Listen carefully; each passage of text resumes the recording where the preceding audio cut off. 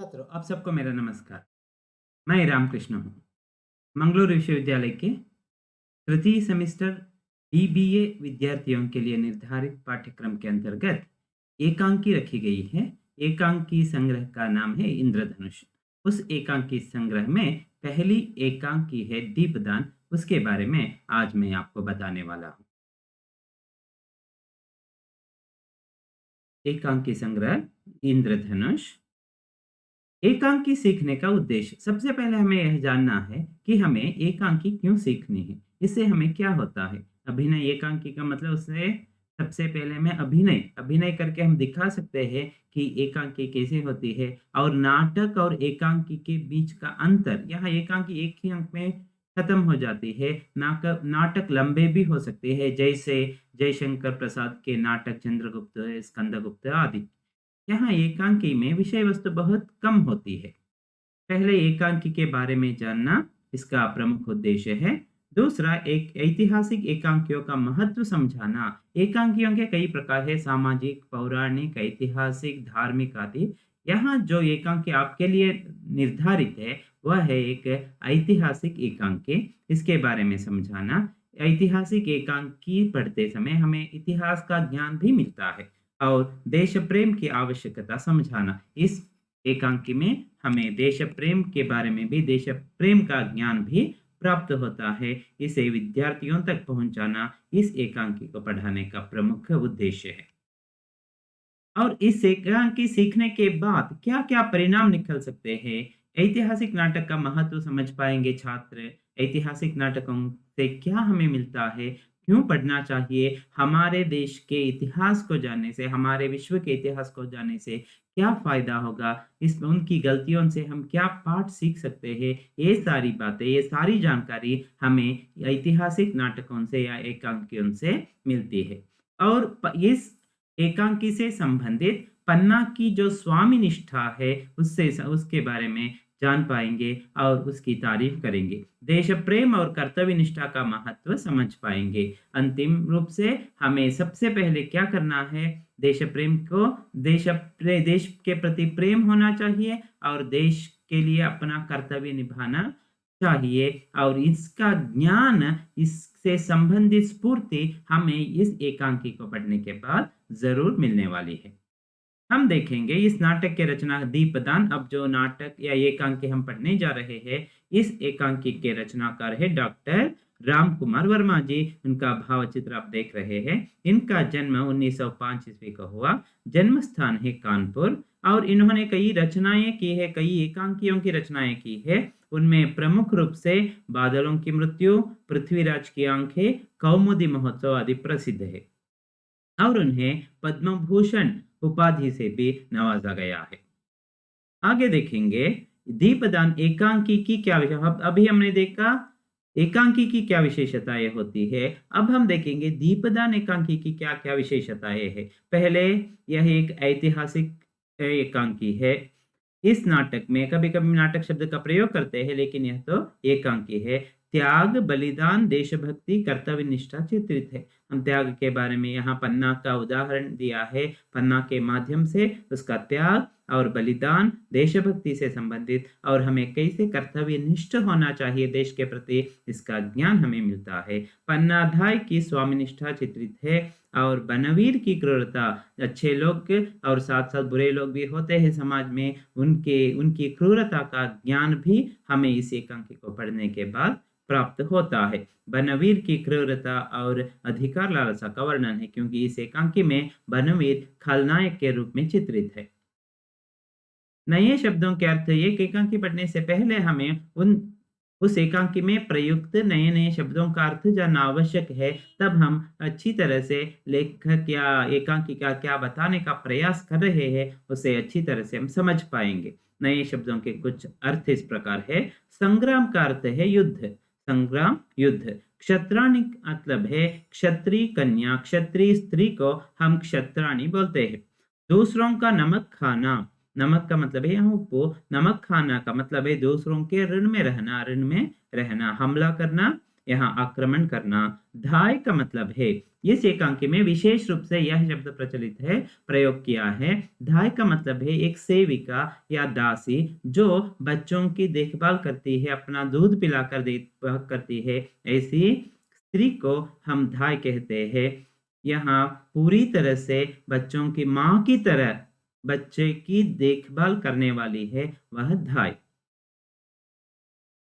एकांकी के प्रमुख पात्र जो इस प्रकार है, बनवीर आता है पृथ्वी सिंह का दासी पुत्र, उदय सिंह आता है और राणा संगा का पुत्र, और पन्ना राजपूत क्षत्राणी है, वही धाय भी है।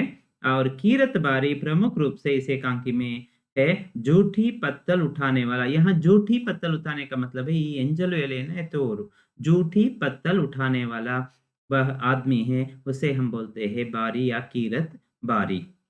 आगे देखेंगे महाराणा संग्राम सिंह का यहाँ एक भावचित्र। अब देखेंगे इस एकांकी से संबंधित जो विषय है जो इस प्रकार है। दीपदान एकांकी के रचनाकार के बारे में आपको पता चला है, डॉक्टर रामकुमार वर्मा जी। दीपदान एकांकी में उदय सिंह का संरक्षण करने वाली पन्ना धाय की कहानी है। यहाँ जब उदय सिंह अभी छोटा था, नाबालिग था, उसका संरक्षण करने के लिए धाय को उत्तरदायित्व दिया जाता है। धाय सब कुछ देखती है, उसकी ही कहानी यहाँ है। उदय सिंह के प्राण की रक्षा करने के लिए अपने पुत्र चंदन के बलिदान करने के प्रसंग को इस एकांकी में एकांकीकार ने चित्रित किया है। यहाँ पुत्र की रक्षा के बारे में ना सोचकर राजकुमार की रक्षा के बारे में सोचने वाली पन्ना धाय की कहानी इस एकांकी में चित्रित है। यह कथा वस्तु दीपदान जो एकांकी है, दीपकदान का मतलब है दीपों को दान में देना। यहाँ दीप के रूप में अपने बच्चे को ही दान देने वाली धाय की कहानी है। यह कथा वस्तु 16वीं सदी में, 16वीं 16 सेंचुरी, सदी का मतलब है सेंचुरी, राजस्थान के चित्तौड़ दुर्ग में घटित होती है। यह घटना चित्तौड़ के महाराणा सांगा का देहांत हो चुका है, उस राजा मर चुका है। महाराणा सांगा एक प्रसिद्ध राजा थे चित्तौड़ में, मेवाड़ के प्रसिद्ध राजाओं में एक है महाराणा संग्राम सिंह। और चित्तौड़ राज्य का उत्तराधिकारी उनका सबसे छोटा बेटा, उत्तराधिकारी सबसे छोटा बेटा होना था कुंवर उदय सिंह, वही राजा बनना था अपने पिता की मृत्यु के पश्चात। लेकिन उसकी उम्र अभी 14 वर्ष थी, इसलिए वह राजा नहीं बन पाया, इसलिए दूसरे को अधिकार कुछ दिनों के लिए दिया गया था। कुंवर उदय सिंह की देखरेख एवं लालन पालन एक स्वामी भक्त स्त्री पन्ना करने लगती है। जब उदय सिंह अभी छोटा है, 18 साल पूरे नहीं हुए हैं, तो उसकी देखरेख के लिए एक स्त्री को, एक दासी को, एक धाय को रखा जाता है, वह है पन्ना। पन्ना यहाँ कुंवर उदय सिंह की देखभाल करने वाली एक स्त्री है, स्वामीनिष्ठ स्वामी भक्त स्त्री है, उसे पन्ना धाय के नाम से जाना जाता है। पन्ना का अपना एक पुत्र भी है और जिसका नाम चंदन है। पन्ना का अपना भी एक बेटा था, उसका नाम था चंदन। यहाँ चंदन और राजा का बेटा उदय सिंह दोनों की देखभाल करने की जिम्मेदारी अब पन्ना धाय पर है। वह हमेशा उदय सिंह के साथ खेलता रहता है, इसका मतलब है यहाँ वे दोनों दोस्त थे।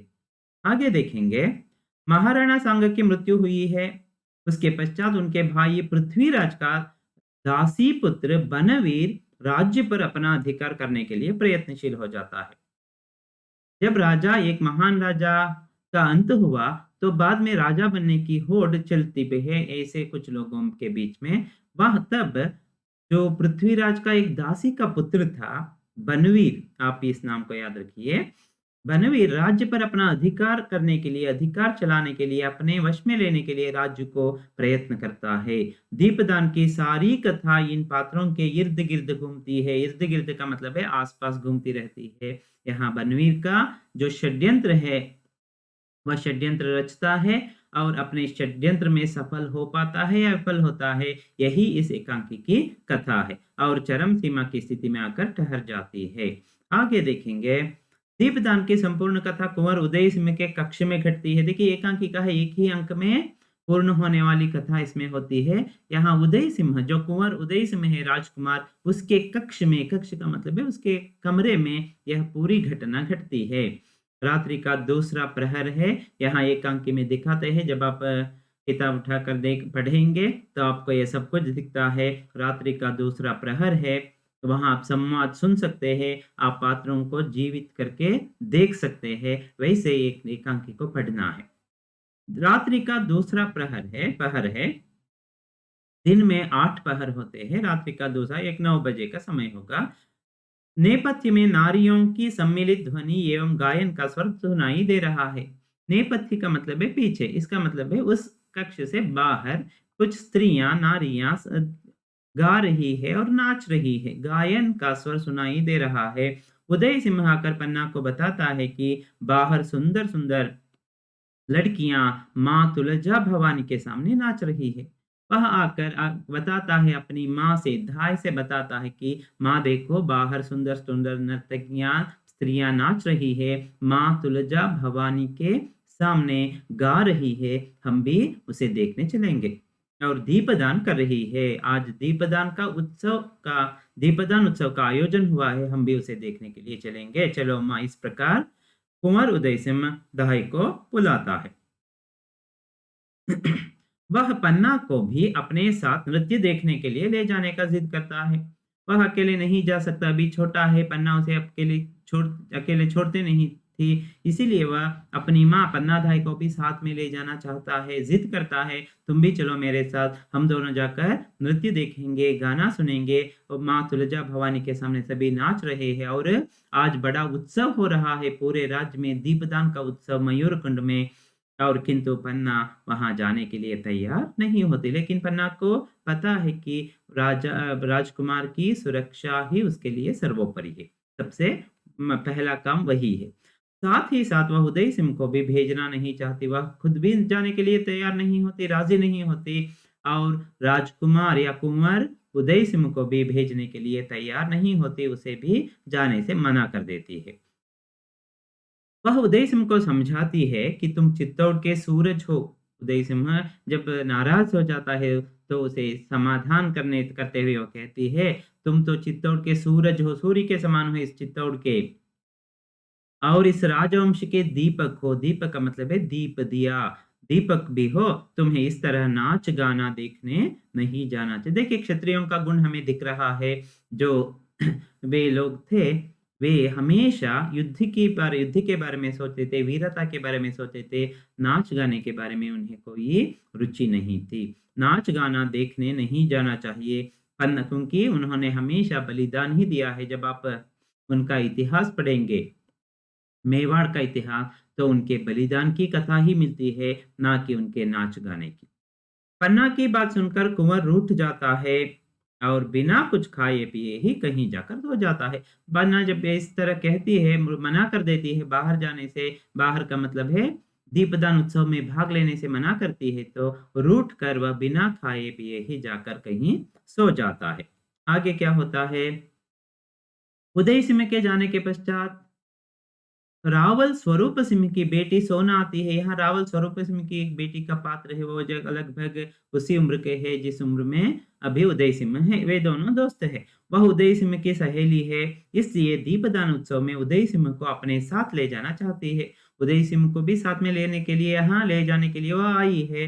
पन्ना उसकी मांग अस्वीकार कर देती है, लेकिन पन्ना को पता है का अगर कोई उत्सव चल रहा है तो उत्सव के पीछे, उत्सव का आयोजन करने वाला है बनवीर, तो इसके पीछे कोई ना कोई षड्यंत्र होगा, इसलिए वह वहां जाने से, उसके साथ भेजने से भी मना कर देती है। अस्वीकार, मांग का मतलब है डिमांड, अस्वीकार कर देती है।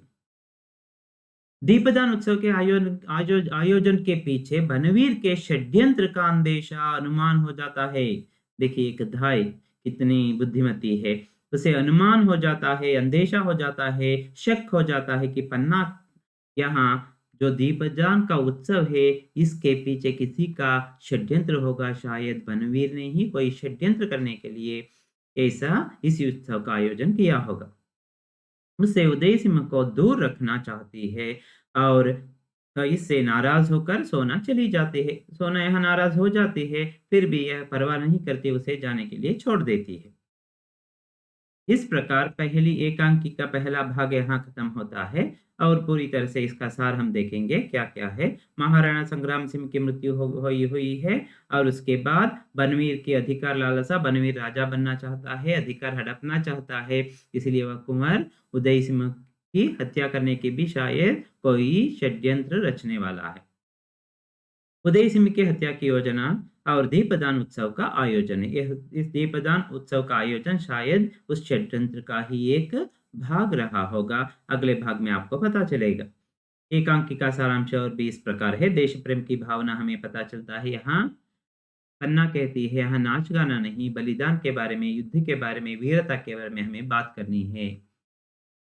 स्वामी निष्ठा का अटूट उदाहरण मिलता है और पन्ना के त्याग की सराहना होती है। भाई आपको पता चला है कि पन्ना ने अपने बेटे की परवाह ना करते हुए, बेटे की रक्षा ना करते हुए राजकुमार की रक्षा करती है। तो अधिक अतिरिक्त जानकारी के लिए आप इनके नाटकों को आप पढ़ सकते हैं।